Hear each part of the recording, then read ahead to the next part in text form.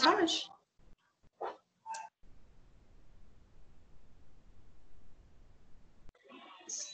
Acho que tinha pitado aí antes. Fala para elas entrarem de novo.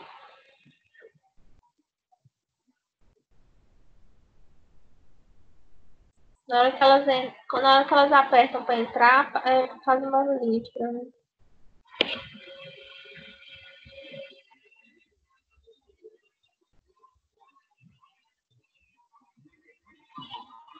Peraí, que agora minha...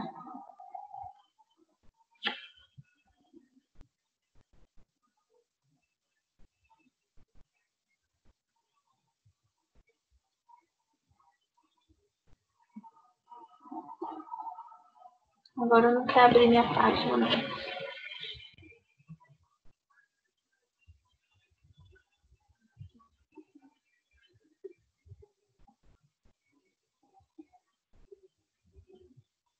Professora, eu mandei para ela falou que ia entrar de novo. Que o quê? Eu mandei para ela falou que ia tentar entrar de novo. Ah.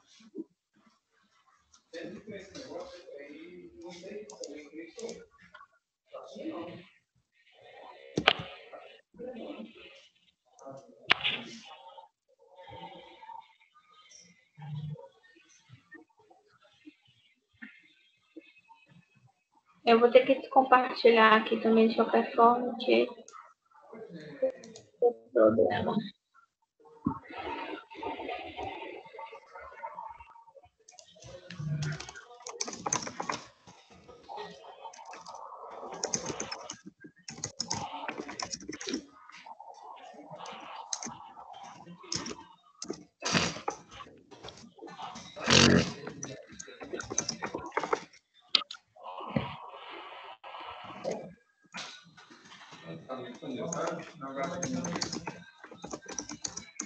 Tchau.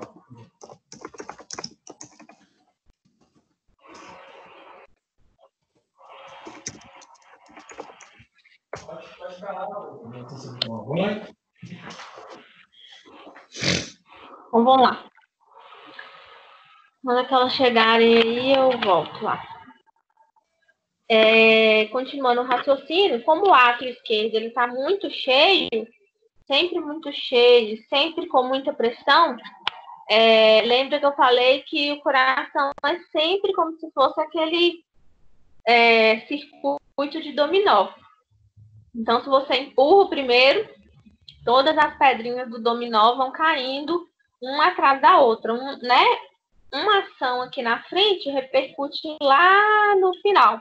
Então, se o átrio está sempre cheio, sempre com muita pressão, vai começar a voltar sangue lá para o pulmão. Né? Então, esse pulmão, ele sempre vai estar mais cheio de líquido, sempre mais cheio de sangue.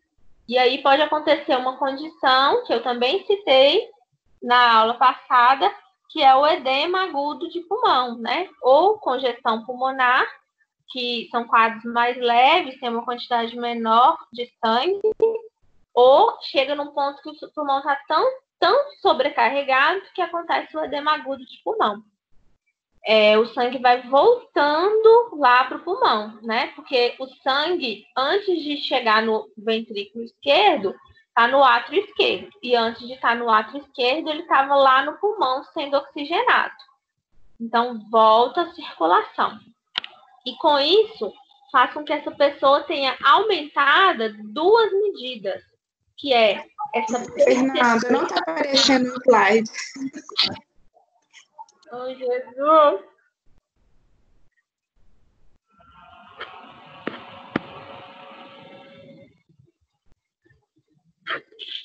Peraí, galera.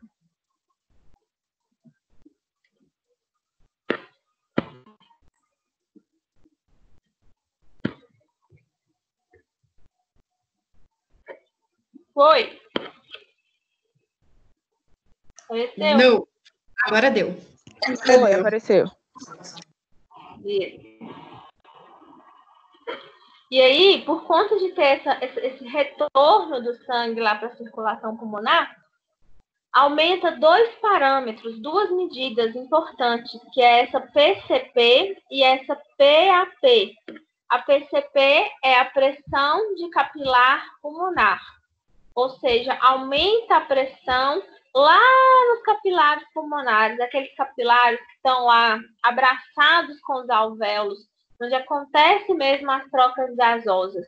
E aumenta também a pressão da artéria pulmonar, né?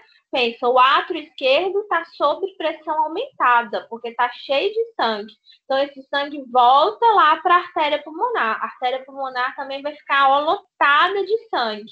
Se tem muito sangue, aumenta a pressão. Então, aumenta a pressão de artéria pulmonar. E aí, como o sangue vai voltando até chegar lá no pulmão, né? Causando congestão, os alvéolos ficam cheios de líquido, os capilares pulmonares, que estão abraçados lá com os alvéolos, são os últimos vasinhos, né? As ramificações da artéria pulmonar vai ramificando, são os últimos vasinhos que ficam cheios de sangue antes de entrar no alvéolo. Então, aumenta também a pressão de capilar pulmonar. Ambas medidas, a PCP e a PAP, o médico só vai conseguir através de duas formas. A primeira forma não invasiva é o ecocardiograma, que é o ultrassom do coração. Consegue medir PCP e PAP? Consegue, mas não é uma medida fidedigna, não é 100% fidedigna. A forma mais fidedigna é a medida invasiva, que ele vai conseguir por duas formas. Ou através de um cateterismo, que é a inserção de um catéter no coração, faz uma punção de artéria, ou artéria radial, ou artéria femoral, leva esse catéter até lá no coração, então coloca ele lá na artéria pulmonar e faz a medida de pressão. Ou através do implante do catéter de Swan-Ganz, que é um catéter central que permite diversas medidas cardíacas, débito cardíaco, saturação de oxigênio, pressão das câmaras cardíacas, do átrio direito, do ventrículo direito, e, inclusive, a medida da PCP, que é a pressão de capilar pulmonar, e a medida da PAP, que é a medida da artéria pulmonar. Então, como há o retorno de sangue na circulação, há o retorno de sangue lá para o pulmão, uma das características da pessoa que tem estenose mitral vai ser a dispneia em esforço, e quanto mais vai agravando o quadro, dispneia em repouso, por conta de hipertensão pulmonar e insuficiência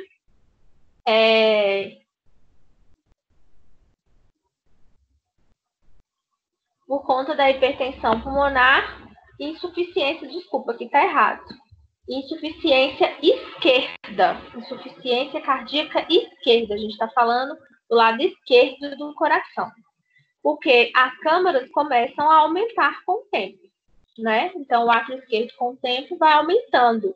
Ela vai aumentando essa câmara, hipertrofiando, ao longo do tempo, gera insuficiência cardíaca, nesse caso, mitral esquerda.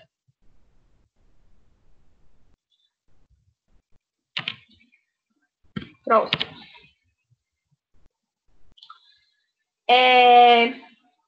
Aí, essa pessoa com estenose, ela vai apresentar a dispneia, como eu acabei de falar, né? Então, por que ela apresenta a dispneia? Por conta desse retorno do sangue, a transmissão retrógrada para a circulação pulmonar, a pessoa sempre mais congesta, sempre com mais líquido. Essa dispneia pode se apresentar na forma de ortopneia, como eu falei na aula passada, é quando a pessoa tem dificuldade de respirar em decúbitos mais baixos, 0 graus, 15 graus. Então, a pessoa não consegue dormir mais só com um travesseiro, tem que dormir com 2, com 3, até o ponto que dorme sentada.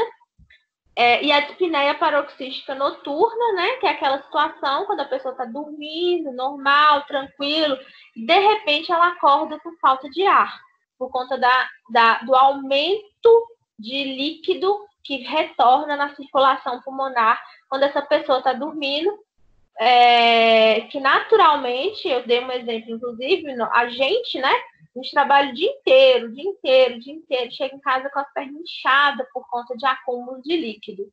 Então, essa pessoa que já tem um problema cardíaco, quando ela dorme e há essa redistribuição de líquido, aumenta a quantidade, o fluxo cardíaco. Quando isso acontece com a gente, tudo bem, né? A gente dorme inchado e acorda de manhã, ótimo, lindo, sem inchaço nenhum. Mas para a pessoa que tem problema cardíaco, essa redistribuição de volume sobrecarrega o coração. E aí, nesse momento, ele acorda com falta de ar, que é o quadro de dispneia paroxística noturna. Vai ter síndrome de baixo débito, por quê, gente? Está acontecendo do lado esquerdo do coração. Então, se tem uma estenose, lembra, né? Buraquinho menor, passa menos sangue do átrio esquerdo para o ventrículo esquerdo. E o ventrículo esquerdo é aquela câmara que joga o sangue para o corpo inteiro. E o que é o débito cardíaco? A quantidade de sangue que é ejetado do coração a cada minuto. Se o ventrículo esquerdo não consegue ser cheio, não consegue ficar cheio pelo átrio esquerdo, porque o sangue não consegue passar, ele não vai ejetar para o corpo a quantidade de sangue que esse corpo precisa para manter todas as suas funções. Então, essa pessoa fica com baixo débito. Então, ela vai ficar cansada, ela vai ter tontura, ela vai ter fadiga, ela vai ter má digestão, ela vai fazer pouco xixi, ela vai ficar inchada, o fígado já não vai funcionar tão bem. Então, todos os órgãos começam a sofrer porque estão recebendo uma menor quantidade de sangue. Maria Fernanda, as meninas estão passando. Agora elas Jerusa, Sabrina e Flávia.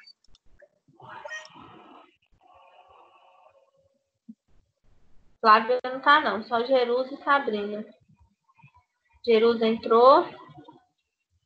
Sabrina entrou. A Flávia não apareceu aqui, não. Falei com ela aqui agora, para ela mandar de novo.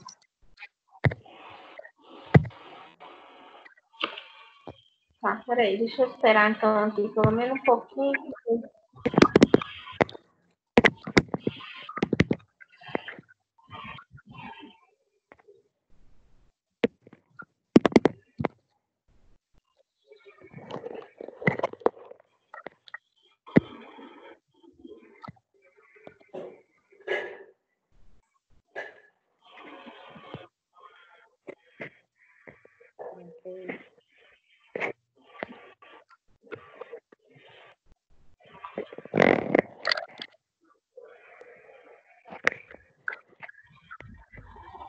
Ela não aparece, não.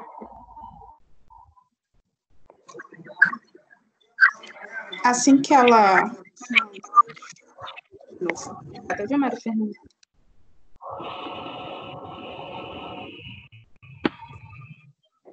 Não, gente, não vai nada que eu entre aqui, eu não consigo continuar mais aqui.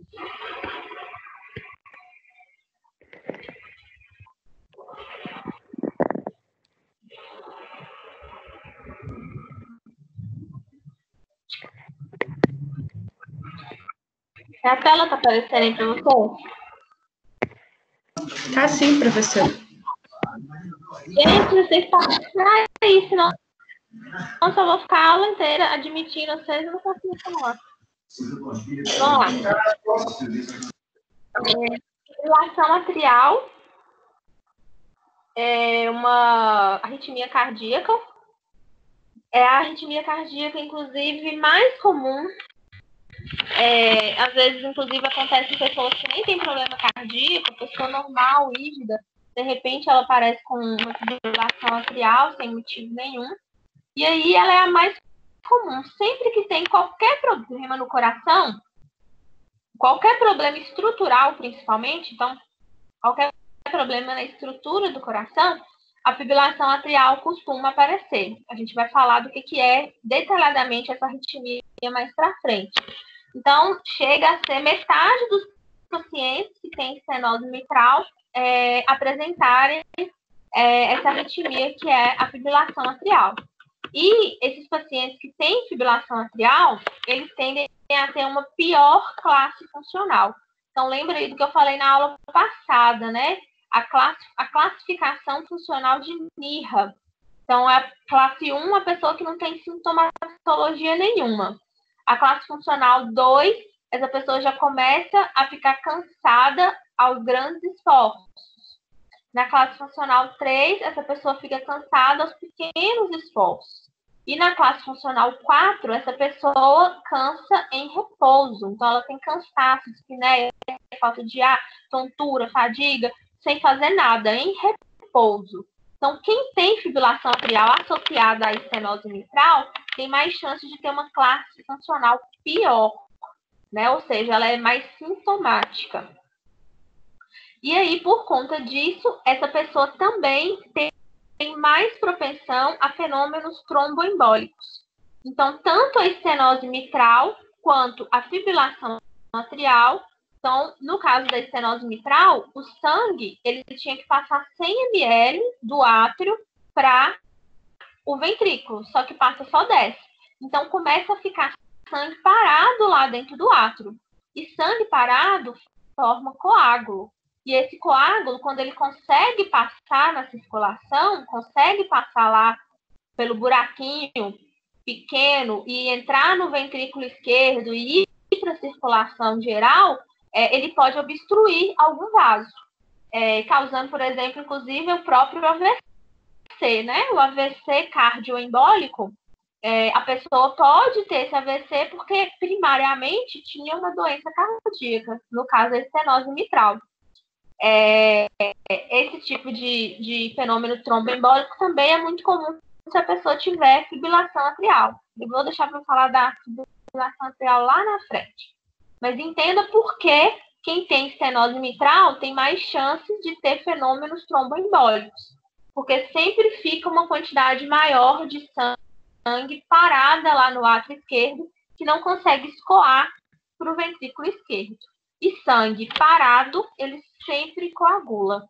E aí, então, essa pessoa tendo mais chance de coágulo, tem mais chance dele cair na circulação e obstruir algum vaso importante.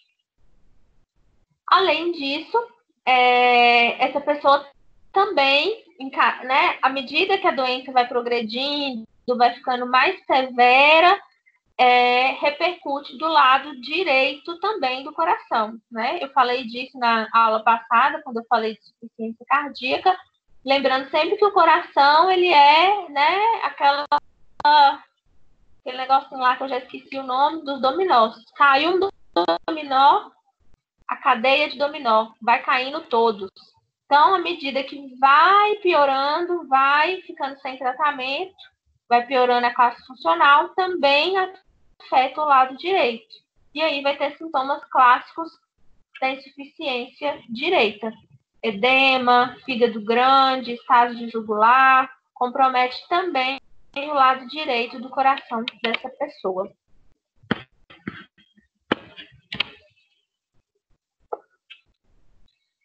Ao exame físico, a gente pode ter alguns achados bem específicos. Um frêmito na área mitral. O que é o frêmito? O frêmito é quando você consegue sentir o sopro, vamos dizer assim, que o sopro, em geral, a gente ausculta, né? Então, eu ponho o estetoscópio e escuto lá, tum-tá, tum-tá, tum-tá, tum-tá. E aí, quando tem o sopro, né, o sangue está passando com mais dificuldade por essa válvula, faz um... E, às vezes, esse sopro ele é tão forte, tão severo, que eu consigo não só auscultar ele com o estetoscópio, mas quando eu ponho a mão na região da válvula mitral, que é no quinto espaço intercostal do lado esquerdo, na linha média, hemiclavicular média. Então, onde que fica mais ou menos, é só lembrar do foco de ausculta mitral. Quinto espaço intercostal, na linha hemiclavicular esquerda, abaixo do mamilo. Já abri aí para a Flávia entrar. Só que agora eu não consigo abrir minha tela. Enquanto abre aí. Então, às vezes o sopro é tão grande, ou seja, a dificuldade desse sangue passar por esse orifício valvar é tão grande que só de eu pôr a mão nessa região eu consigo sentir esse sangue com dificuldade passando. Então, o frêmito é a palpação do sopro, vamos dizer assim. Então, o sopro eu ausculto com o estetoscópio. Mas está tão grave a estenose, que só de pôr a mão eu consigo sentir esse sangue com dificuldade passando no orifício valvar. Peraí, não quer abrir.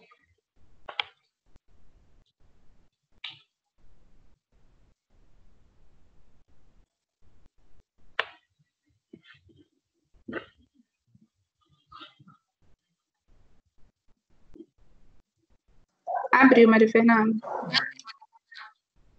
Mas para mim não abriu.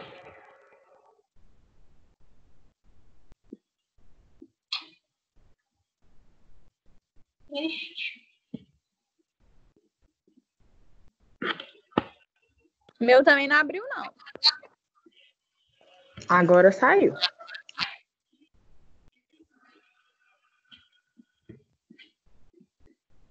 Vamos lá.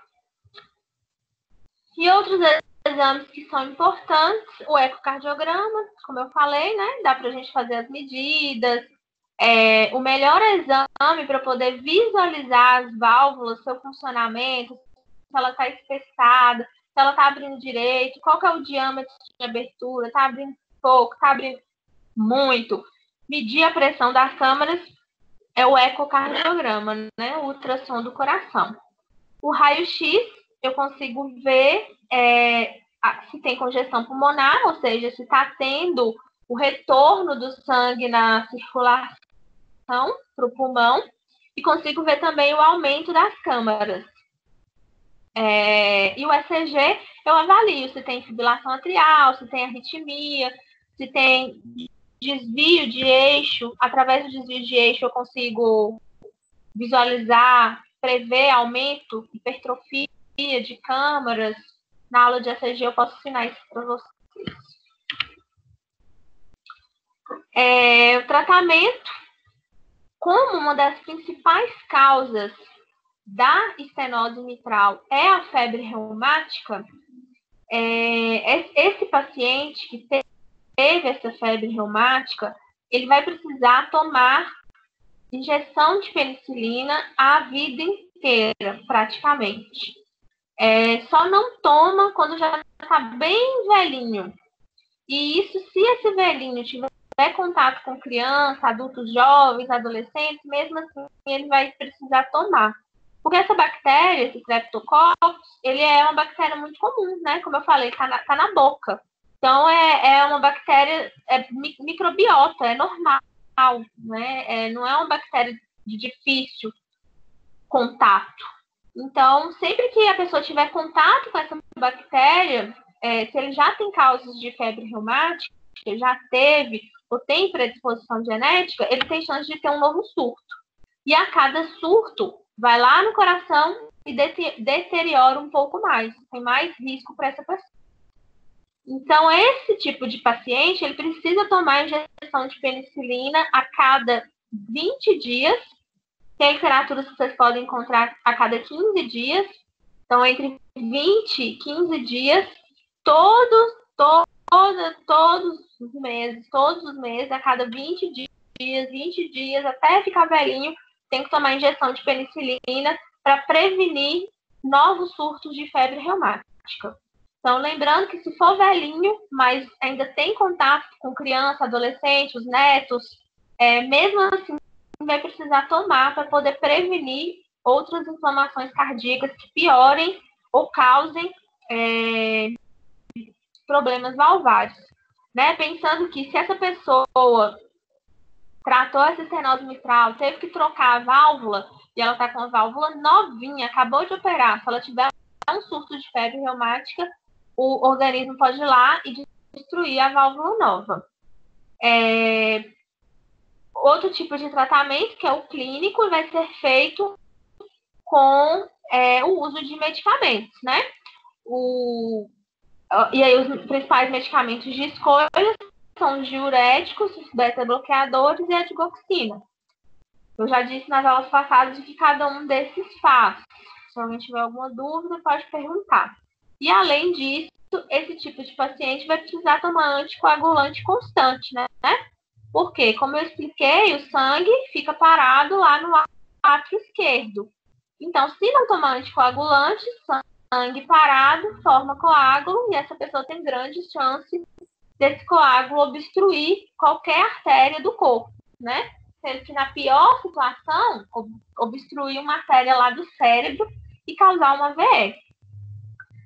E se esse paciente está com uma lesão valvar muito grave ou não está respondendo mais ao tratamento clínico, está tomando as medicações, mas está tendo piora da classe funcional, então, de repente, essa pessoa só cansava quando subia um morrão. Agora, ela está cansando de fazer as atividades em casa. Então, ela teve uma piora da classe funcional, os medicamentos não estão respondendo. Ela pode ser candidata ao tratamento cirúrgico. E no tratamento cirúrgico, existem 2 tipos de tratamento cirúrgico para estenose. A valvoplastia ou a troca valvar, né? A valvuloplastia ou valvoplastia é um procedimento que é realizado na sala de hemodinâmica, não é uma cirurgia aberta. Então, eles fazem uma punção na femoral, na artéria femoral, e aí sobe um catéter lá na hemodinâmica, então faz um cateterismo, entra com o catéter, e aí chega com esse catéter lá na válvula mitral e abre um balão. Então, pensa, aquele buraquinho, qual que é o objetivo de abrir um balão aqui? Aumentar esse diâmetro, para que ele fique muito próximo do normal ou normal. Então, vai subindo um catéter, na hora que chega aqui na abertura valvar, na área valvar, né, nesse buraquinho que está pequenininho, ele abre um balão. Puf! Abrir esse balão tem o objetivo de aumentar essa área valvar, aumentar o diâmetro do buraco, falando a grosso modo, para passar a quantidade de sangue adequada.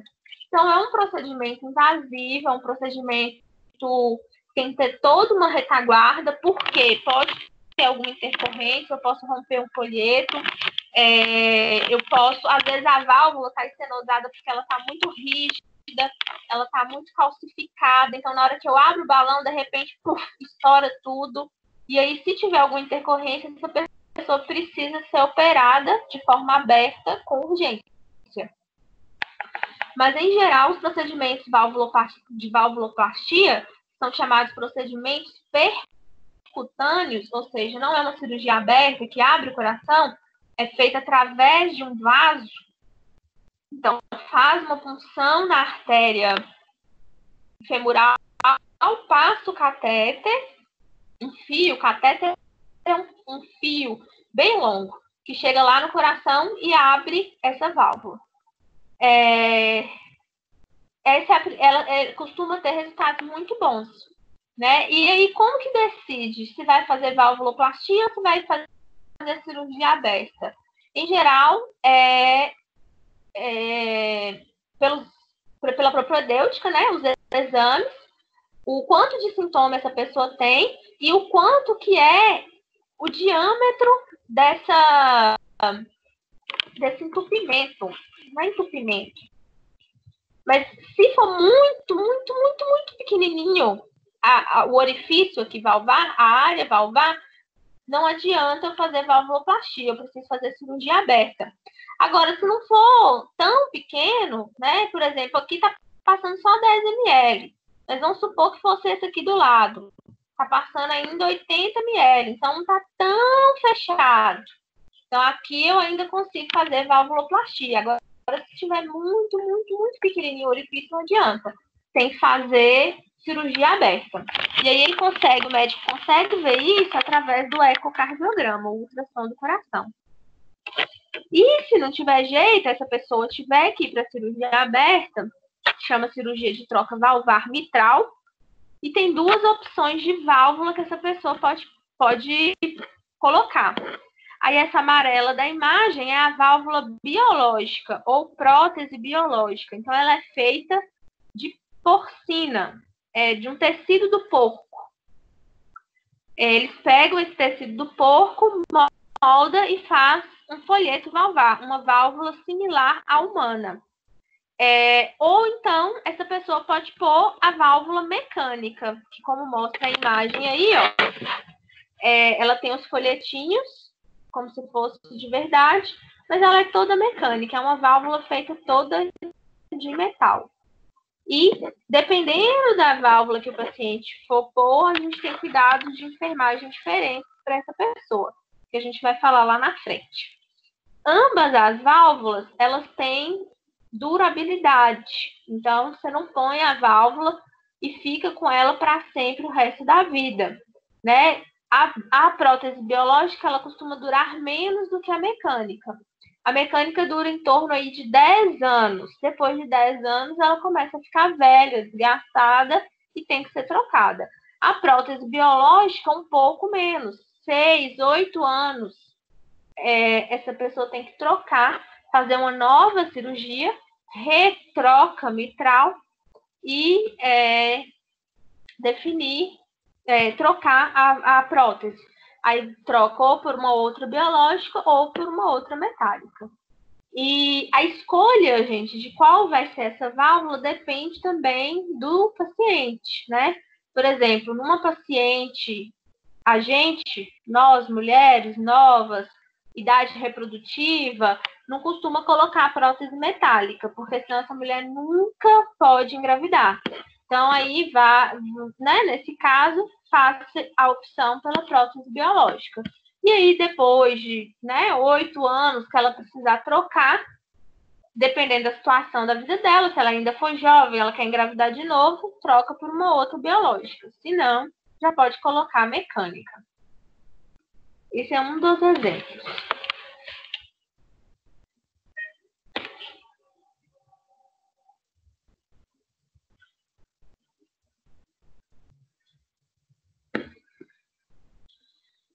E aí, em seguida, a gente falou da estenose, a gente tem o outro tipo de lesão da válvula mitral, que é a insuficiência. Então, lembra, na insuficiência, o sangue ele tem um fluxo bidirecional, igual está mostrando aqui nesse desenho, ó. Além do sangue passar do átrio esquerdo para o ventrículo esquerdo, na hora que ele passa, ele escapa e volta um pouco. E na hora que ele volta, acontece essa regurgitação, né? A insuficiência também pode ser chamada de regurgitação mitral. É a mesma coisa. Para definir que o sangue que deveria passar todo para o átrio esquerdo, do átrio esquerdo para o ventrículo esquerdo, volta um pouco para o átrio esquerdo. Isso pode ser devido a uma anormalidade nas cúspides, ou seja, nos folhetos valvares. Então, aqui eu tenho a válvula mitral formada por duas cúspides. Então, são 2 folhetos.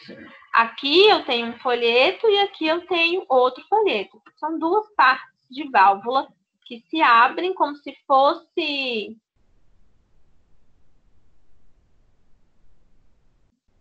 sei lá, gente, uma porta. Uma porta, isso aqui é uma porta. Uma porta com duas portas. Vasculante. Hã? Vasculante, sabe? Que é vasculante. Isso, exatamente. Como se fosse um basculante. Então, aí tem cada folhetinho desse também chamado de cúspide. Os 2 têm que abrir ao mesmo tempo para o sangue passar. Se, por exemplo, tiver algum desarranjo de tempo de abertura, pode escapar um sangue. Aí o sangue volta.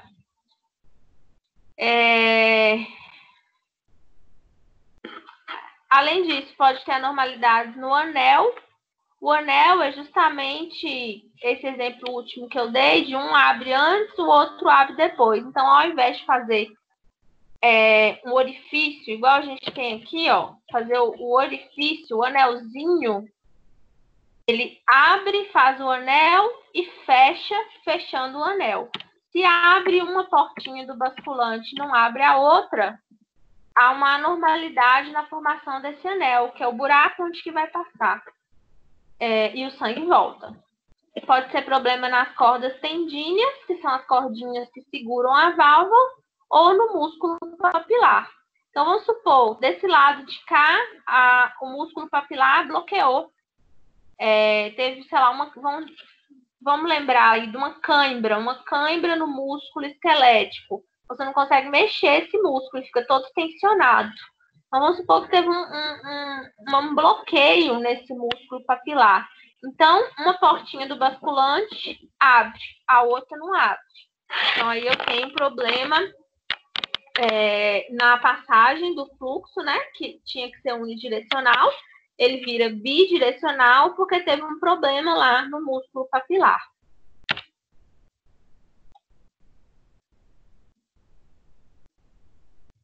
E aí, as causas da insuficiência mitral, a primeira, mantém-se a febre reumática. Então, quando eu falei de febre reumática, eu trouxe um dado falando que 20% dos casos de febre reumática causam a estenose mitral pura, mas que 40% causam lesão dupla, que é a estenose e a insuficiência. Então, a febre reumática ela pode ser fator predisponente tanto de casos de estenose quanto de insuficiência. Então, ataca lá, por exemplo, os músculos papilares. E aí, dá reação no músculo papilar que não funciona direito mais para poder abrir e fechar essa válvula. Outra grande causa é o prolapso da válvula mitral, que é a segunda causa de insuficiência mitral no Brasil. E aí, quando a gente falar de prolapso mitral, vocês vão lembrar o que acontece quando a gente tem prolapso de útero, né? O útero devia estar lá dentro da pelve, em cima do assoalho pélvico. Mas aí a pessoa vai ficando mais velha, o assoalho pélvico relaxa, e aí o útero prolapsa, ele sai para fora da vagina, né? Então, fica caído, ele fica para fora. Prolapso de cordão. Quando a mulher está indo no trabalho de parto, o prolapso de cordão umbilical sai pela vagina e fica para fora antes do neném. O prolapso de válvula mitral é essa protusão da válvula lá para o ventrículo esquerdo. Então, ela tinha que ficar retinha, né? Retinha, formando como se fosse um assoalho que separa o átrio esquerdo do ventrículo esquerdo. Aí, de repente, o folheto dela faz um prolapso. Então, aqui, ó, eu tenho uma cúspide prolapsada, ó. Ela tá para baixo, ela tá caindo lá para o ventrículo esquerdo. A outra tá retinha. Então, no prolapso, essas duas cúspides, elas ficam caídas. E aí, como elas ficam caídas, elas prolapsam, elas caem para baixo lá no ventrículo esquerdo, elas não vedam, né? Não fecha adequadamente, não fica retinho aqui, obstruindo o sangue de voltar. Então, ela prolapsa, ela cai e não fecha adequadamente. E aí, o sangue regurgita, o sangue consegue voltar. Endocardite, que é inflamação no coração, então essa inflamação pode lesionar a válvula. Calcificação dos anéis, então os anéis eles ficam mais rígidos e aí eles não conseguem fechar adequadamente. Então pode ter calcificação tanto na estenose quanto na insuficiência, mas o que essa calcificação vai causar é o que vai determinar qual vai ser o problema. Então, se eu tenho uma calcificação que diminui a área valvar, diminui o anel valvar, então o buraco que o sangue passa, vai gerar uma estenose. Agora, se eu tenho uma calcificação que faz com que as válvulas não fechem junto e ao mesmo tempo, que elas tenham sincronia na abertura e no fechamento, vai gerar uma insuficiência. E infarto agudo do miocárdio também é uma das causas de insuficiência mitral, porque se for em vasos que irrigam a região valvar, então eu tive um infarto de uma coronária que está irrigando a válvula mitral lá do lado esquerdo. Então, se eu tive um infarto nessa artéria, vai ter uma diminuição do fluxo. Se a válvula recebe menos fluxo, ela vai receber menos energia, ela vai receber menos sangue, automaticamente ela não vai funcionar direito, gerando uma insuficiência.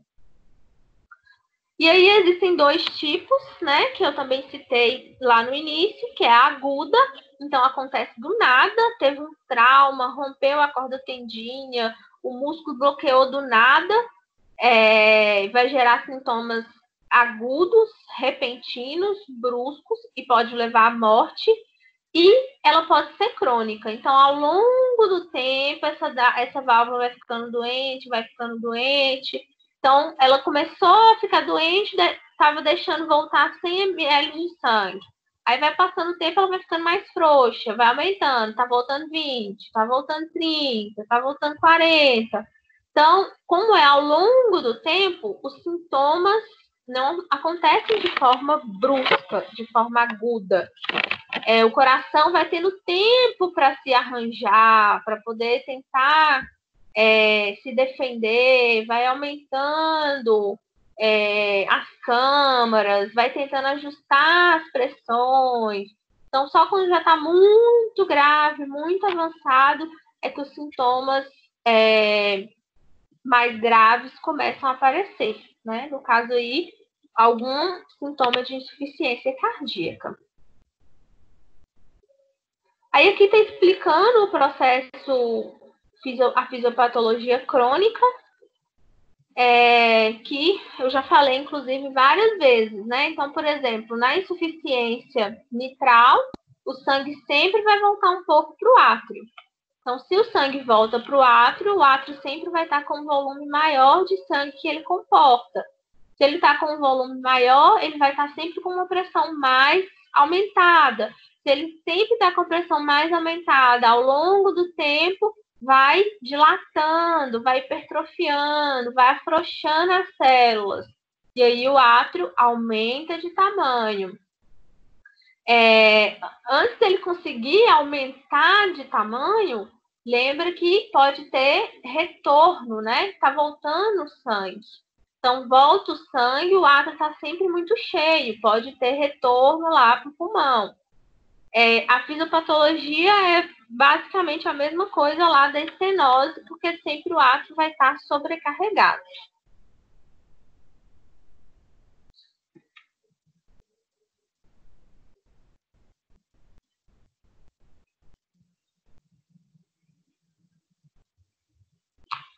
Na aguda, que é diferente, não há tempo para o desenvolvimento desses mecanismos adaptativos para compensar o aumento do volume no átrio esquerdo, do volume que está voltando, né, que está tendo a regurgitação, causando elevação da pressão dentro do átrio e também dentro do ventrículo. Com isso, vai acontecer uma diminuição do débito cardíaco e a congestão pulmonar, porque o sangue volta lá para o pulmão.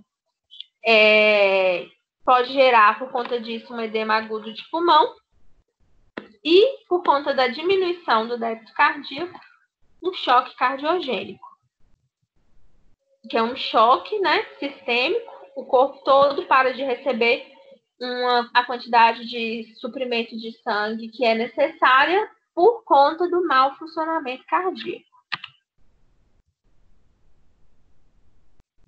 O quadro clínico, basicamente a mesma coisa, vai surgir quando a pessoa já tem uma função, uma disfunção já mais significativa do ventrículo esquerdo. Lembra que esse ventrículo esquerdo, ele nunca vai receber uma quantidade de sangue que ele precisa para manter o débito cardíaco. E aí os sintomas são os mesmos lá que eu já citei, porque a fisiopatologia é basicamente a mesma coisa, né? Só a causa é que é diferente, ou é a estenose ou é a insuficiência. Então, dispneia, ortopneia, dispneia paroxística noturna, fadiga aos esforços, hipertensão pulmonar. E aí, é sempre bom a gente lembrar que, assim como lá nas outras doenças, né? As doenças neurológicas sempre têm a mesma característica de sintomas. As doenças pulmonares sempre têm a mesma característica de sintomas. As doenças cardíacas, como a gente pode ver, sempre têm a mesma característica de sintomas. Então, é essa similaridade que faz com que o clínico ele consiga saber os caminhos que ele vai. Então, assim, com certeza vocês já devem ter se deparado com esse questionamento assim que vocês começarem a estudar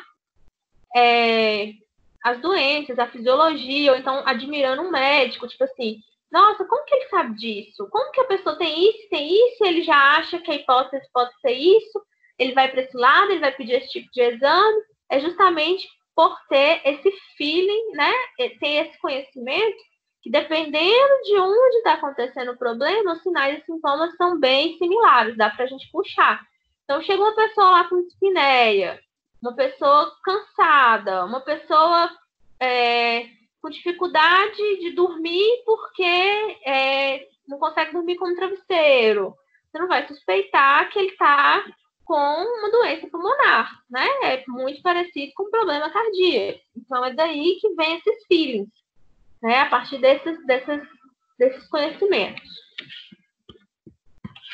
Você sabe onde procurar.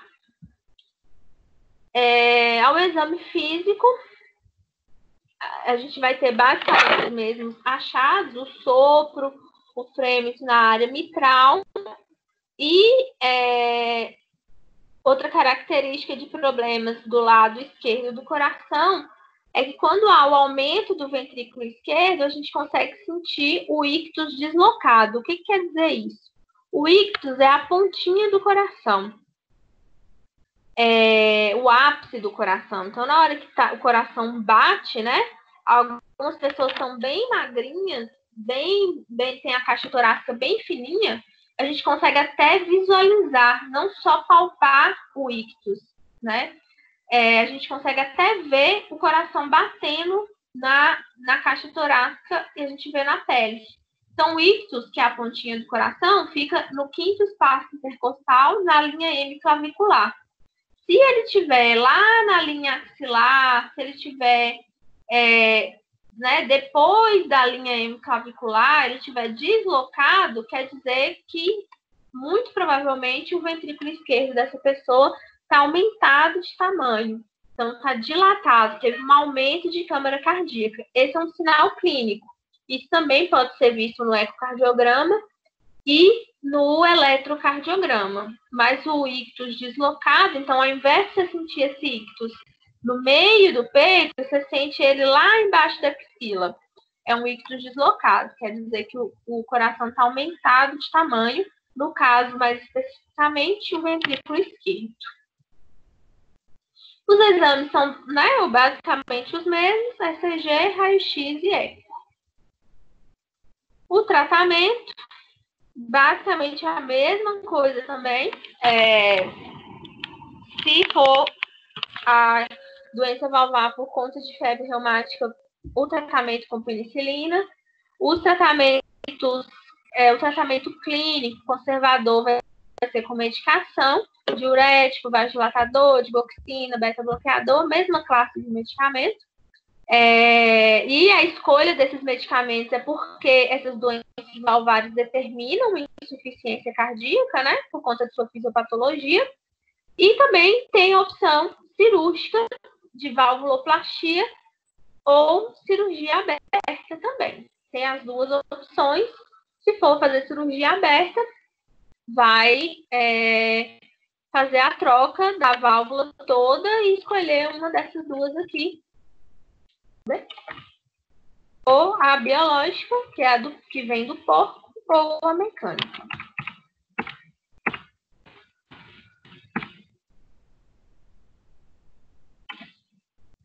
E aí, gente, essa condição, tanto de estenose quanto de insuficiência, pode acontecer em qualquer uma das válvulas. Na válvula Expliquei detalhadamente da válvula mitral, mas pode acontecer na válvula aórtica, na válvula tricúspide ou na válvula pulmonar. A etiologia dessas doenças valvares, todas basicamente a mesma, congênita, ou seja, nasceu com probleminha na válvula, uma má formação valvar de nascença, a febre reumática, degenerativa do idoso, né? Vai ficando rígida, calcificada, vai desgastando.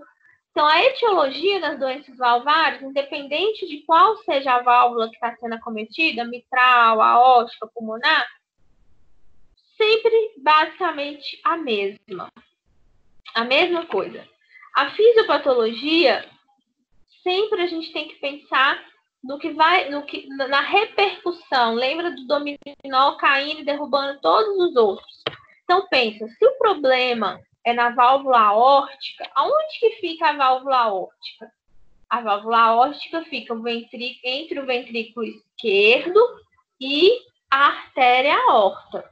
Então, se eu tenho uma estenose na válvula aórtica, quer dizer que a válvula aórtica ela está com uma área valvar menor. Então, o buraquinho da válvula aórtica está bem pequeno. E qual que é o fluxo? Está pequenininho, está desse jeito. E como que é o fluxo normal? O sangue passar do ventrículo esquerdo para a aorta e ir para o corpo. Se o buraquinho para o sangue passar está muito pequeno, o que vai acontecer? O sangue que tinha que passar do ventrículo esquerdo para a artéria aorta não consegue passar. O que acontece com o pobre do ventrículo esquerdo? Vai ficando cheio, sempre com muito sangue, muito sangue, muito sangue. E aí, com o passar do tempo, pressão aumentada, pressão aumentada, pressão aumentada, o que acontece? As células vão sofrendo, vão ficando relaxadas, hipertrofiadas. Lembra que eu falei na aula passada? Sempre que essas células começam a hipertrofiar, elas são as diferentes do músculo lá da malhação. Elas hipertrofiam, mas elas ficam flácidas, moles, fracas. Então, o que vai acontecer com o ventrículo esquerdo? Não consegue bombear o sangue. Se ele não consegue bombear o sangue, essa pessoa não vai ter um débito cardíaco adequado. Todo o corpo vai sofrer. Estômago não é bem perfundido, fígado não é bem perfundido, rim não é bem perfundido. Então, é só o importante para a gente compreender o que vai acontecer, qual vai ser o sintoma, qual que vai ser o sinal, qual que é a repercussão dessa doença valvar, é entender aonde está localizada essa válvula e qual que é o ciclo cardíaco. Se eu consigo entender a anatomia, aonde que essa válvula localiza e qual que é o mecanismo, né, o que vai causar, eu consigo já prever os sinais e sintomas. É sempre o dominó caindo e derrubando toda a cadeia. O problema sempre volta. Deu para entender? Deu. E aí, repete a mesma coisa. Se o problema está sendo lá do lado esquerdo, então o ventrículo esquerdo cheio de sangue, lotado de sangue, o sangue não consegue ir para frente. Então, se o ventrículo esquerdo está cheio de sangue, esse sangue vai voltar para o átrio esquerdo. Do átrio esquerdo, o que acontece? Artéria pulmonar. Da artéria pulmonar, pulmão. O que acontece? Dispneia. Então, uma coisa vai puxando a outra. O que vai acontecer? A síncope. O ventrículo esquerdo precisa irrigar o corpo inteiro, mas o buraquinho da válvula aórtica não está deixando o sangue passar. Então, se o sangue não passa, não vai ter fluxo cerebral adequado, não vai ter uma perfusão cerebral adequada, essa pessoa começa a ter mais chance de desmaiar, de passar mal, tontura. Por que vai ter edema agudo de pulmão, né? Ventrículo esquerdo não consegue jogar o sangue para a aorta, porque o buraquinho da válvula aórtica está muito fino. Então, vai voltando. Ventrículo esquerdo cheio de sangue, volta para o átrio esquerdo. Átrio esquerdo, artéria pulmonar. Artéria pulmonar, pulmão. Pulmão recebe uma sobrecarga de líquido. Sobrecarga de líquido leva a uma congestão. Essa congestão só vai acumulando líquido, só acumula líquido, acumula mais líquido. O pulmão fica totalmente edemaciado. Edema agudo de pulmão. Tem mais chance de morte súbita, porque tem mais chance de ter arritmias graves. O que acontece? Se o coração não consegue ejetar sangue para o corpo para poder irrigar todos os órgãos, ele próprio também não consegue ficar irrigado adequadamente. Então, nada no corpo, nenhum órgão no corpo é irrigado adequadamente, nem o próprio pobre coração. Então, ele fica com menos fluxo de sangue, menos oxigênio, tem mais chance de parar, né? Para de funcionar. E aí vem a morte súbita, porque menos oxigênio, tem mais chance de arritmia, mas a arritmia pode ser fatal, né? Causa morte súbita. E isso também explica a angina, porque um coração menos perfundido, com menos oxigênio, ele dói, né? É um músculo que começa a sofrer, começa a doer, que é a angina, que é a dor no peito, que vem por conta dessa... Oi. A Jéssica está tentando entrar, parece de novo. Acabou de me mandar no WhatsApp.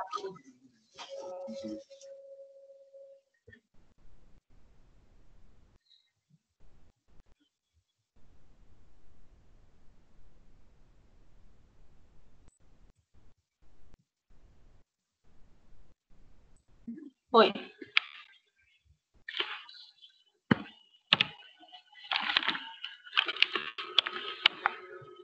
Sinais e sintomas, basicamente o mesmo. Sopro, que é igual. E aí, esse sopro, ele pode ter uma irradiação para o pescoço.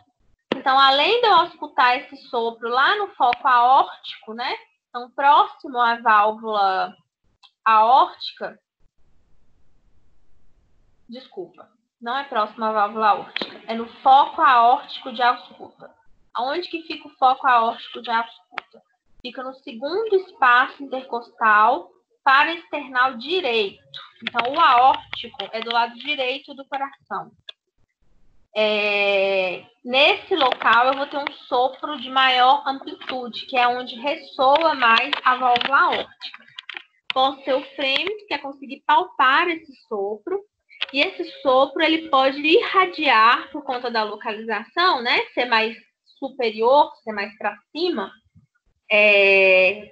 irradiar para o pescoço. A fúrcula é essa região do meio aqui do pescoço, onde que fica a junção aqui do músculo esternocleidomastoide, esse buraco que a gente tem aqui no pescoço, na região da traqueia. Onde faz a traqueostomia? É a região da fúrcula.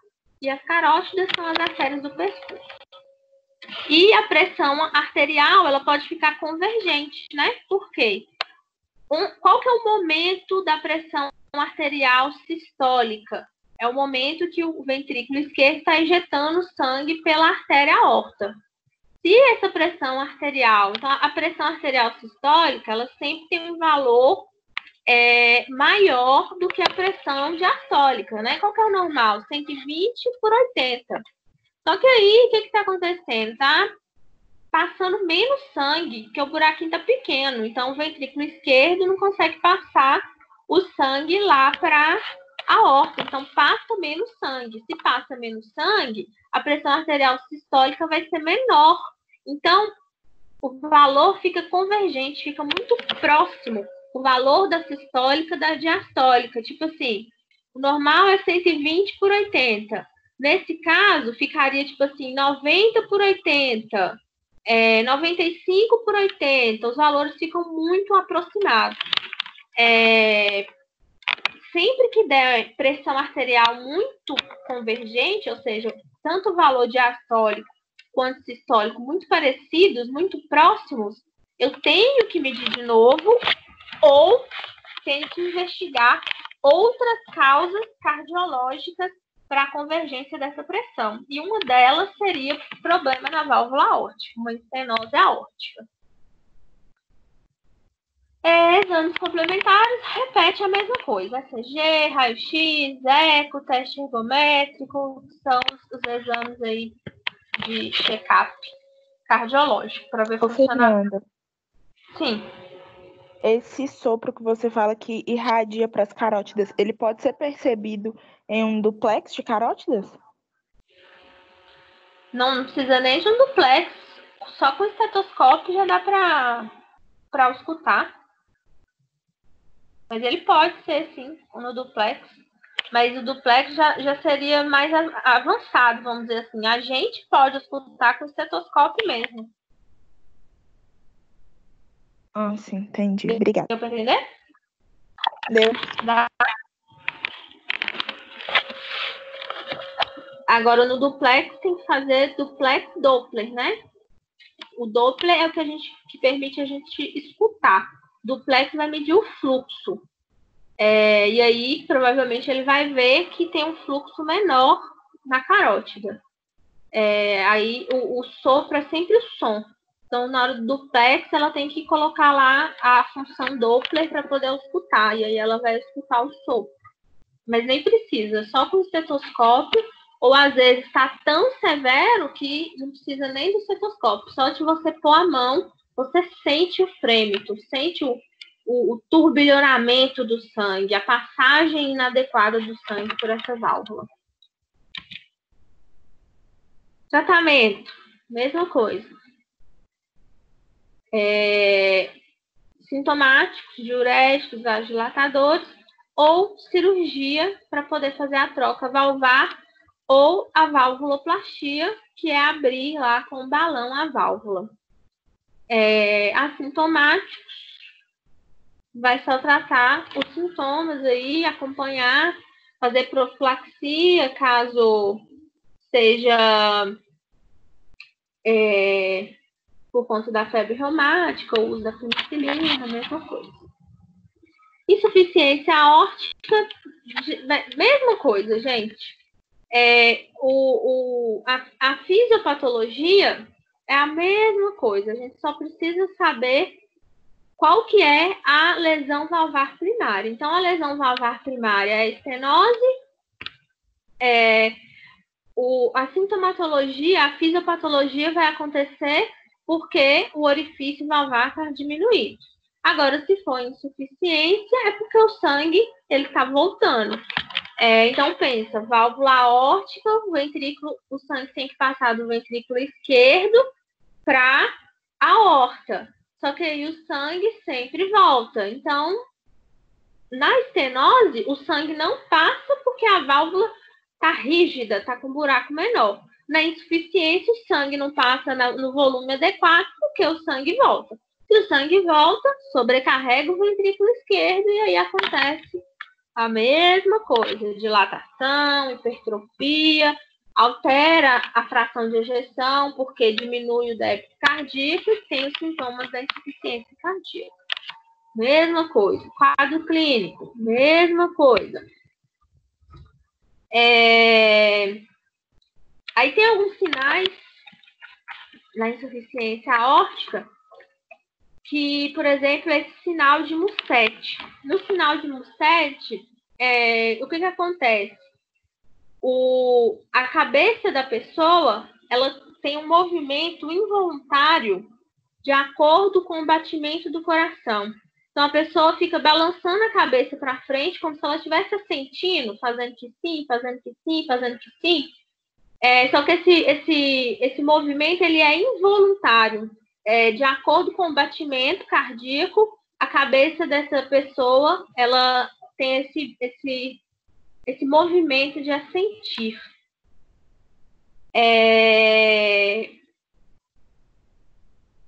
E o sinal de Miller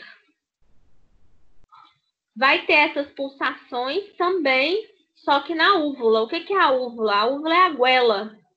Aquele pinguelinho que fica lá na garganta. A úvula é a goela. Então, a úvula, ela pulsa. Então, enquanto o sinal de Mussette é a cabeça que fica sentindo, mexendo, movimentando, acompanhando o coração batendo, as pulsações sistólicas, o sinal de Miller é a úvula. Então, você pede a pessoa para abrir a boca, na hora que ela abre, a úvula dela fica fazendo um movimento, como se fosse para frente, balançando a úvula. Para frente, para trás, para frente, para trás.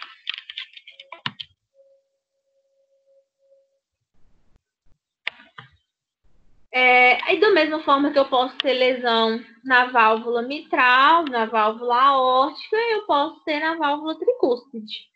A válvula tricúspide fica do lado direito do coração, entre o átrio direito e o ventrículo direito.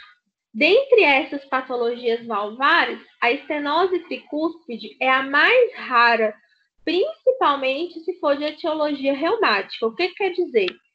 Das 4 válvulas que podem adoecer, a tricúspide é a que menos adoece.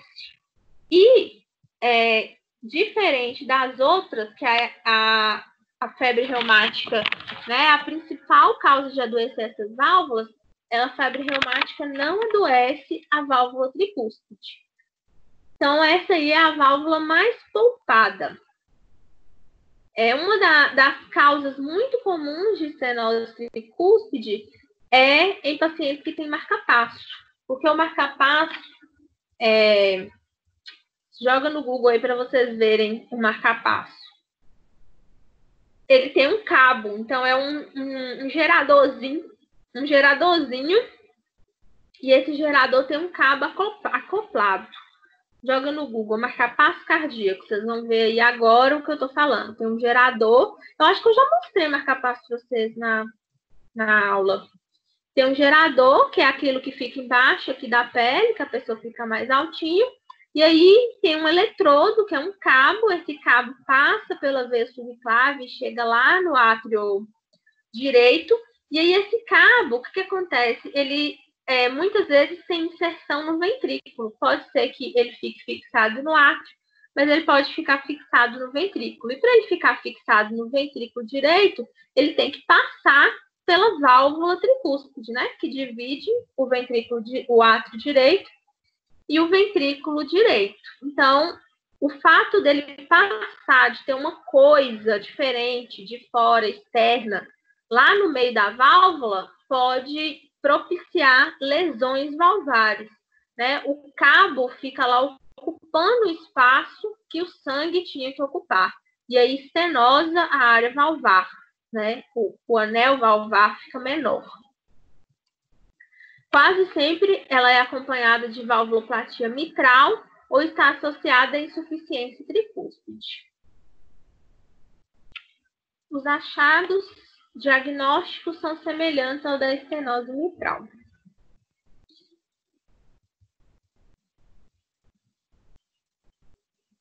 Ver o que está falando aqui.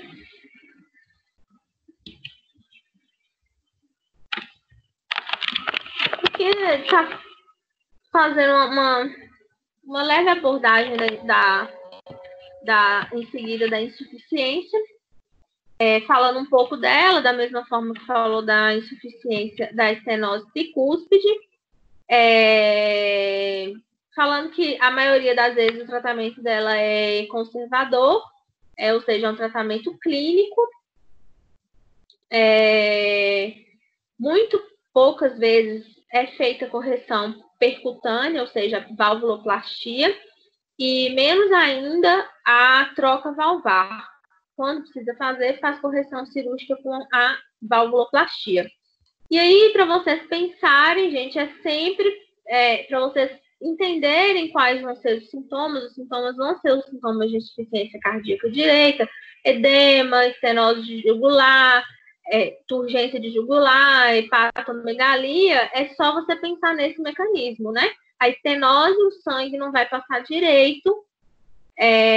O que eu expliquei lá no início, quando eu estava falando da anatomia e da fisiopatologia, se tem estenose, o sangue não passa direito porque a válvula, né, tá fechada, tá com um buraco pequeno, tá com área valvar pequena. Na insuficiência, o sangue não passa todo porque ele volta.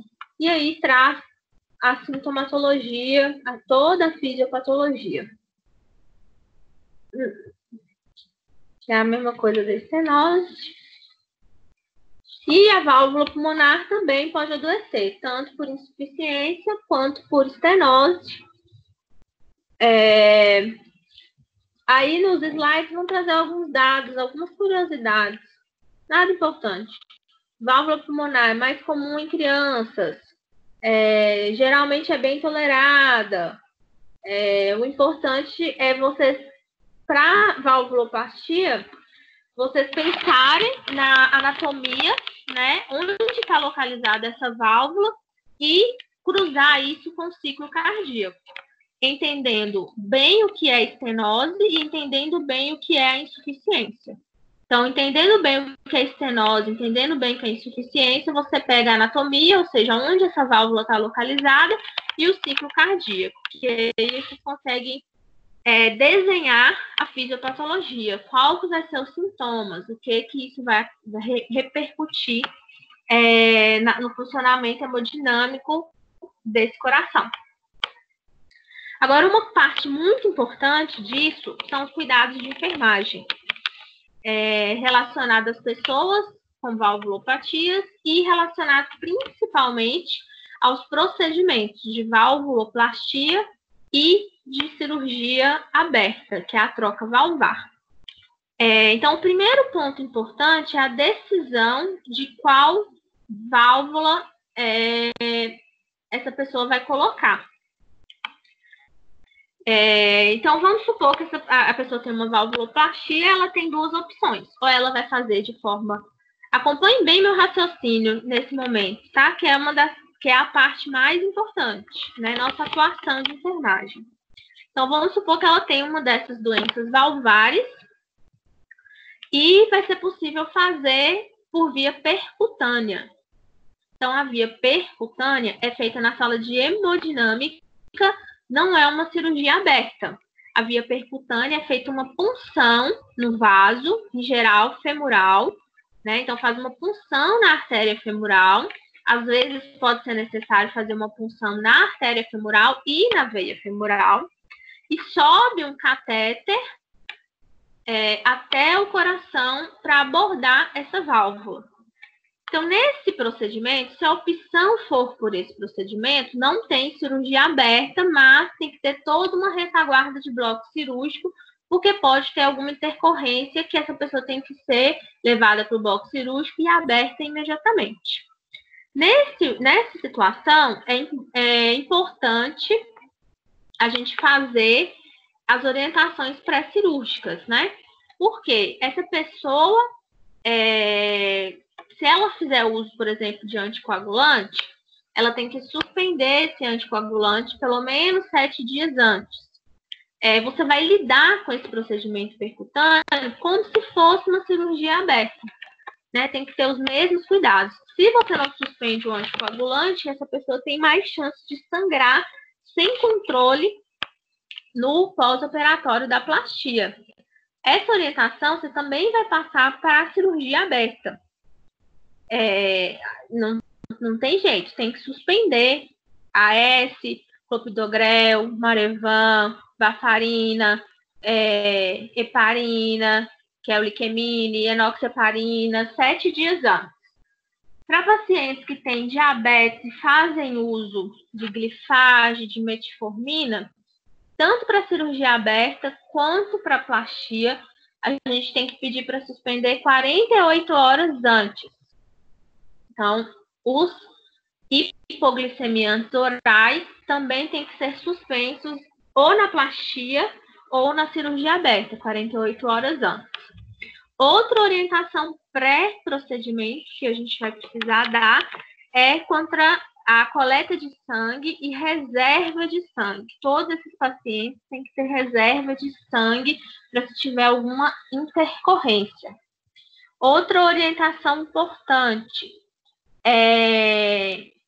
esse paciente, se for insulinodependente, vai tomar as doses de insulina normalmente, exceto a da manhã do dia do procedimento, seja para cirurgia aberta ou seja para plastia. Se essa pessoa toma antihipertensivo, ou qualquer outro remédio que não seja esse que eu falei, vai tomar normalmente no dia do procedimento.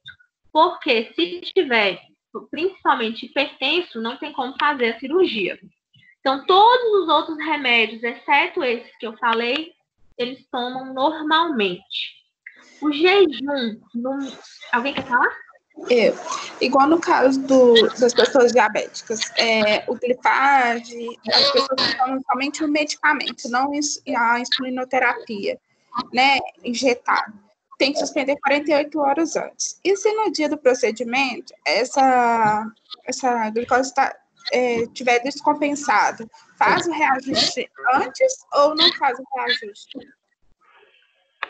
Faz o reajuste, mas aí vai aplicar a insulina lá no bloco já.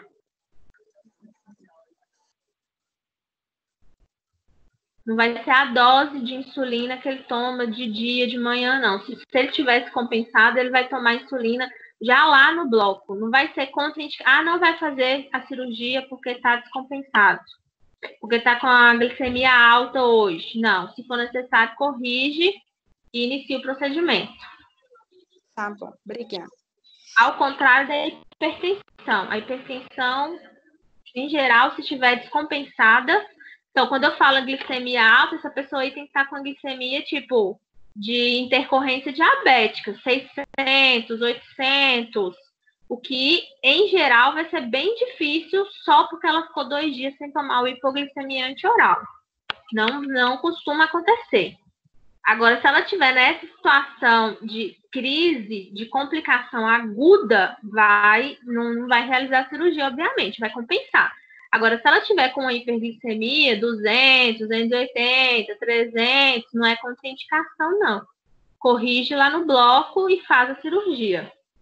Agora, na situação de hipertensão descontrolada, adia a cirurgia. A hipertensão não tem como fazer porque é direto no coração. Aí tem mais chance de adiar a cirurgia. Entendi, obrigada. E o jejum? Outra coisa que a gente tem que orientar é o jejum, no mínimo 8 horas de jejum. Antes da cirurgia, né? Só que aí a primeira pergunta que a pessoa vai falar, mas aí eu vou ter que você falou para eu tomar os remédios. Então você falou, como é que eu vou tomar água, vou tomar os remédios? Você vai falar, você vai tomar um dedinho de água só para engolir os remédios. E não toma mais nada. Pode, tranquilo. Outra coisa que você vai orientar é o banho. Se esse paciente estiver em casa, ele vai tomar banho à noite e ele vai tomar banho antes de ir para o hospital. Não orientamos tricotomia para nenhuma região, tá? Nem a inguinal, porque se ele for fazer plastia, vai ter que fazer uma punção na virilha, nem no peito, cirurgia aberta. Se for necessário, esse procedimento de tricotomia vai ser realizado no bloco cirúrgico, ou na enfermaria, no pré-cirúrgico, no hospital, e com um tricotomizador elétrico, que não lesiona a pele como o Prestor Barba e não abre os poros e lesiona também como a cera. Então, não orientamos tricotomia. Se for necessário, vai fazer no hospital com um tricotomizador elétrico. Se tiver internado, paciente muito grave, vai para cirurgia. A nossa orientação, prescrição de enfermagem, é banho com clorexidina, desgermante, um banho à noite e outro banho de manhã. Aí no ambiente hospitalar é com clorexidina. Para ambos os procedimentos.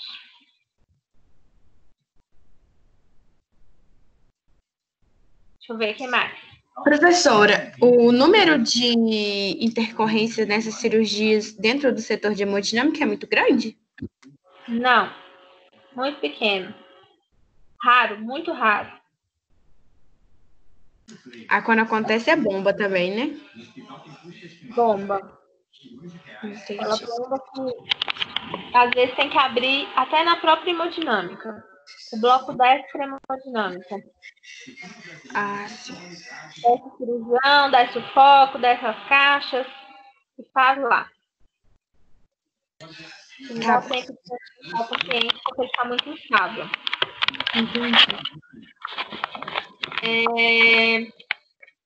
Tá, tem mais coisas. Essas eu falei das orientações pré. Importantíssimo. No trans, durante, você é enfermeiro do bloco. Você vai atuar só se tiver alguma intercorrência. Então, teve alguma parada, tendo um sangramento maior, você que vai pedir o sangue, tem que fazer a administração de algum remédio que é privativo do enfermeiro, você que vai fazer, senão vai ser o técnico. Então, o enfermeiro do bloco, ele não costuma entrar muito para cirurgias. Lá na hemodinâmica, pode ser que tenha mais atuação, porque você que vai fazer a sondagem, você vai auxiliar na função da PIA, na função da acesso central, mas no bloco fica mais por conta dos cirurgiões, dos residentes. Até a própria sondagem vesical eles fazem. É mais questões burocráticas que o enfermeiro vai resolver. E tem uma figura específica que é o enfermeiro perfusionista.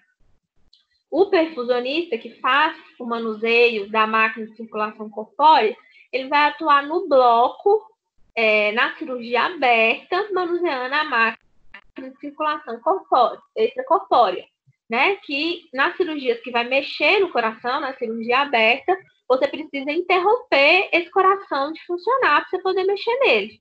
Só que o bombeamento de sangue para o corpo não pode parar, senão a pessoa morre.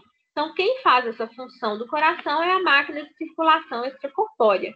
E aí existe um enfermeiro, cardiologista, com especialização em perfusionismo, especialização da especialização, que faz o manuseio dessa máquina. E aí depois a gente vem no pós. Ambos os procedimentos precisam de CTI. Tanto a plastia quanto a cirurgia aberta. Quais que são os cuidados importantíssimos, gente? Anota isso aí. Os cuidados de enfermagem no pós-operatório das plastias, ou seja, dos procedimentos percutâneos. Para fazer esse procedimento, é colocado na pessoa um catéter introdutor. O que é esse catéter introdutor?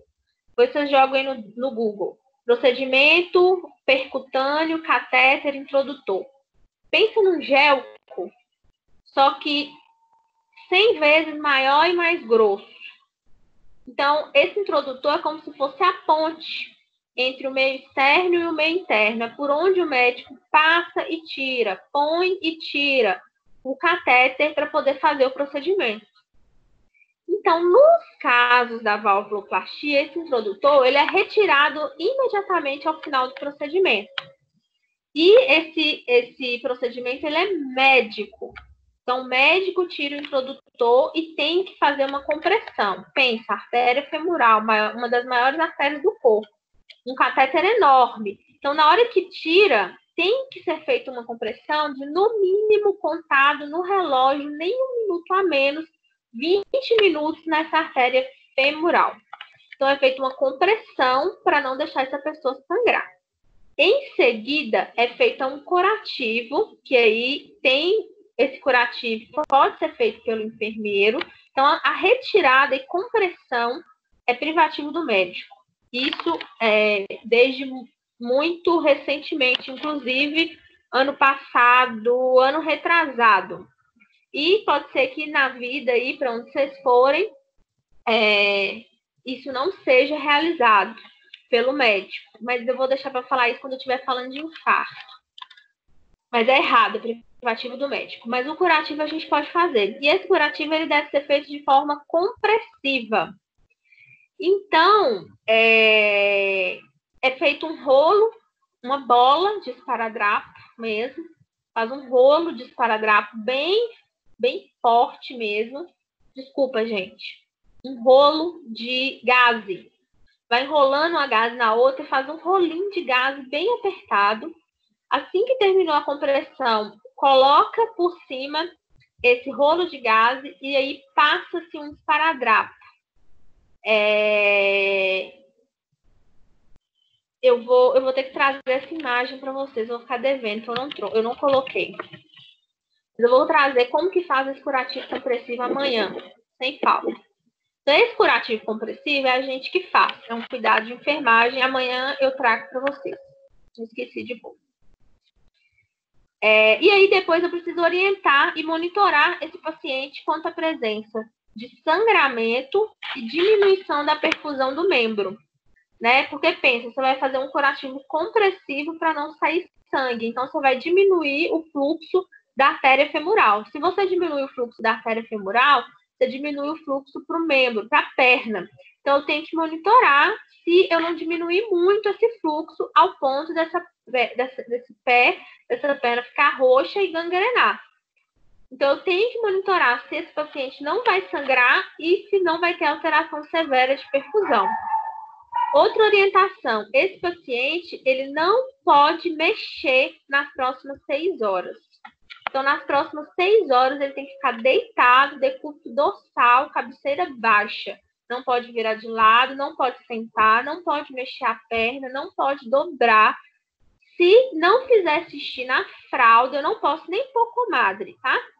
Se não fizer xixi na fralda, eu obrigatoriamente tenho que sondar ele para tirar o xixi. 6 horas pós-procedimento. Depois das 6 horas pós-procedimento, ele pode mexer na cama, ele pode sentar na cama. Ele não pode andar nas próximas 24 horas. Ele só anda depois dessas 24 horas. Só sai da cama depois dessas 24 horas. Deixa eu pôr minha cara feia aqui. Depois dessas 24 horas, ele pode andar. Enquanto ele estiver com curativo compressivo, eu não libero esse paciente para andar também. Porque o esparadrapo corta a pele, lesiona. E como esse curativo é compressivo, ele está diminuindo o fluxo da artéria femoral. Se eu ponho esse paciente para andar, essa perna vai precisar de mais fluxo, de mais oxigênio, né? Ela vai andar, ela vai gastar mais. E com esse curativo compressivo, eu não consigo garantir que vou dar o fluxo adequado para esse membro. Então, eu não deixo esse paciente andar com curativo. Qual que é o momento de tirar esse curativo? 24 horas após o procedimento. Por isso que depois de 24 horas, ele pode, teoricamente, sair da cama. Gente, deu 23 horas e 30 minutos do procedimento, o paciente quer tirar o curativo compressivo. Não tira. Deixa dar 24 horas, certinho.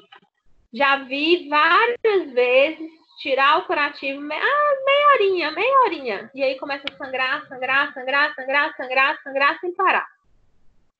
Por mais que paciente que usa anticoagulante, você vai suspender 7 dias antes, ele tem um uso crônico. Não quer dizer que você suspendeu 7 dias, que ele vai estar super, ultra, mega coagulando bem. Não garante. Então, pode ter um sangramento aumentado. Então, eu só tiro depois de 24 horas. Então, se não deu 24 horas, eu tenho que prescrever banho no leito, não posso prescrever banho de aspersão, não posso molhar esse curativo. Sondagem vesical, se for nas 6 horas, não consigo fazer na cama, não consigo fazer na comadre, não consigo fazer no marreco, tem que sondar, não pode ir no banheiro, não pode levantar da cama antes de 24 horas. Estou falando da valvuloplastia, né? Então, o curativo, esses cuidados. Depois já pode alimentar.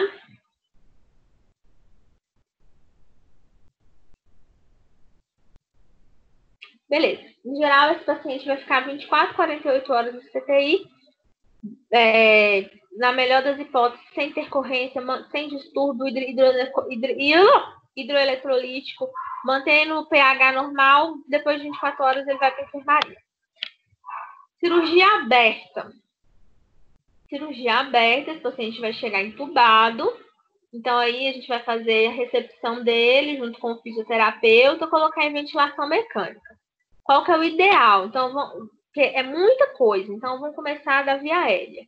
Então, ponho ele em ventilação mecânica, ajusto os parâmetros, fisioterapeuta, chega um angaso, vejo o que ele está precisando, ajusto o ventilador e o ideal, desmame e retirada do ventilador nas primeiras 6 horas pós-cirurgia. Então, o sucesso é eu extubar esse paciente em até 6 horas do fim do procedimento. No pós-operatório, eu vou manejar ele hemodinamicamente. Então, depende de como esse coração vai responder no pós-operatório. Então, se tiver hipotenso, pode iniciar uma noradrenalina, uma dobutamina. Se entrar em choque, pode às vezes ser necessário nora, dobuta, vaso, azul de metileno. Então, no pós-operatório imediato, eu vou manejar o estado hemodinâmico de acordo com o que ele for apresentando. Né? Tá com acidose, repõe bicarbonato, tá com potássio baixo, dá reposição de potássio, de acordo com os resultados que vêm dos exames. Além disso, esse paciente ele sempre vem com dreno de tórax. Então, eu tenho que ter todos aqueles cuidados com os drenos que eu falei lá na aula, alguma aula aí anterior, presencial ainda. Outro cuidado, esse paciente ele precisa ser prescrito para ele balanço hídrico rigoroso. Essa é a prescrição de enfermagem. Esse paciente ele precisa de mudança de decúbito de 2 em 2 horas, mesmo com os drenos e mesmo mediante a cirurgia aberta que vai cortar. Esse paciente ele vai ficar com curativo, ele vem do bloco com curativo da esternotomia, né, do corte que abriu o peito. Esse curativo ele vai ficar nessa pessoa, o curativo do bloco, nas primeiras 48 horas, se ele ficar limpo. Então, o curativo limpo eu deixo 48 horas, só vou trocar depois de 48 horas. Se apresentar sujidade, aí eu troco antes. Então, esse paciente vai estar com PIA, vai estar com acesso central, vai estar com dreno, vai estar com tubo, ele vai estar totalmente invadido. Preciso manter cuidados gerais com curativos, que a gente já viu em aulas anteriores. Se tiver sujo, eu troco. Se não tiver sujo, eu deixo do bloco, 48 horas depois eu troco. Se esse paciente não for estubado nas primeiras 6 horas, eu vou precisar passar uma sonda nele, porque ele vai precisar tomar medicação. Então, se tiver perspectiva de uma extubação nas próximas horas, ou seja, em até 24 horas de pós-operatório, pode ser só uma sonda gástrica. Agora, se for um paciente que está gravando, um paciente que chocou, um paciente que piorou, já posso passar uma sonda nasoentérica, porque ele vai ficar mais tempo entubado. O catéter vesical de demora já foi passado lá no bloco, já vai vir já só pronto para a gente monitorar o débito cardíaco, o débito urinário, e eu vou fazer isso através do balanço hídrico. E aí, como eu disse, existem 2 tipos de válvula. Aí é o pós-operatório tardio, já saiu do CTI, está indo ter alta para casa. Se esse paciente vai embora com a válvula biológica, a primeira coisa que eu tenho que orientar ele é que todas as 2 válvulas têm validade, né? Então, aí a biológica vamos pôr uns 6, 8 anos e a metálica vamos pôr em uma média de 10 anos. Depois disso, ele vai ter que voltar para fazer um outro procedimento. A válvula biológica ela é feita de tecidos de porco, são mais parecidos com os tecidos humanos. A metálica é um pedaço de metal e que você, inclusive, consegue escutar, às vezes, do lado do paciente, clique, clique, clique, clique, clique, ela abrindo e fechando. Pacientes com válvula biológica, vida normal. Pacientes com válvula metálica são obrigados a tomar anticoagulante o resto da vida. Porque a válvula metálica, por ser um metal, um corpo estranho, tem mais chance de formar coágulos, de formar trombos e dar eventos cardioembólicos, AVC, doença arterial obstrutiva, obstruir qualquer artéria do corpo. Válvula mecânica, então, tem que tomar anticoagulante o resto da vida. Em geral, pacientes mais jovens opta-se por válvula biológica. tanto por conta que a pessoa mais jovem, você não vai obrigar ela a tomar anticoagulante o resto, né? O resto da vida. O anticoagulante determina algumas privações, quanto, por exemplo, a mulher não pode engravidar se estiver usando anticoagulante, tiver a válvula metálica. Agora, as pessoas mais velhas, a gente tende a optar pela válvula metálica.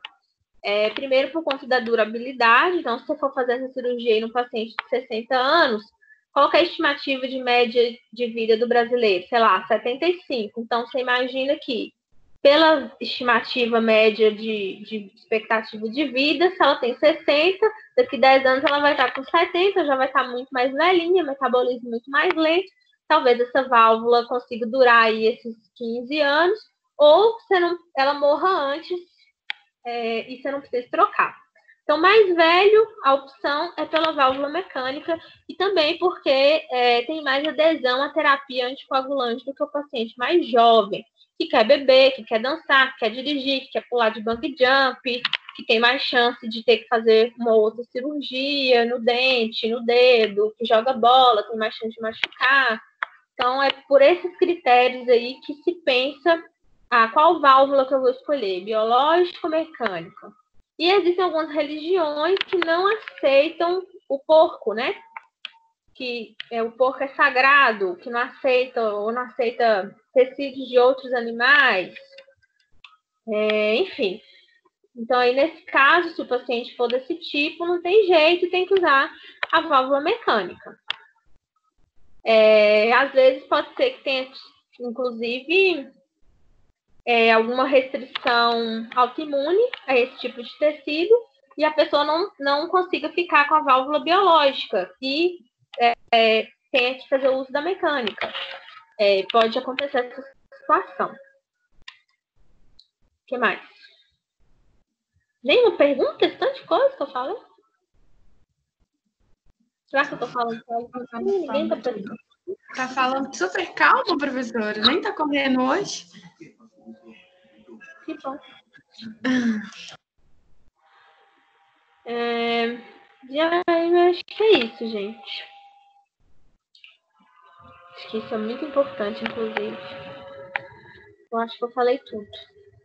Acho que o que eu fiquei sentindo que ficou a desejar foi o curativo compressivo. De qualquer forma, eu vou abordar isso no infarto, mas amanhã eu trago a imagem bem bonitinha para vocês.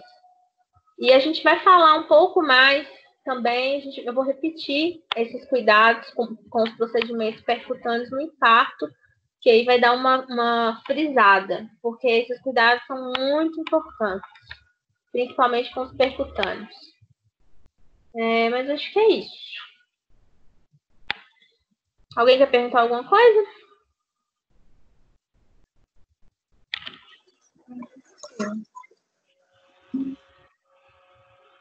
Beleza. Consegui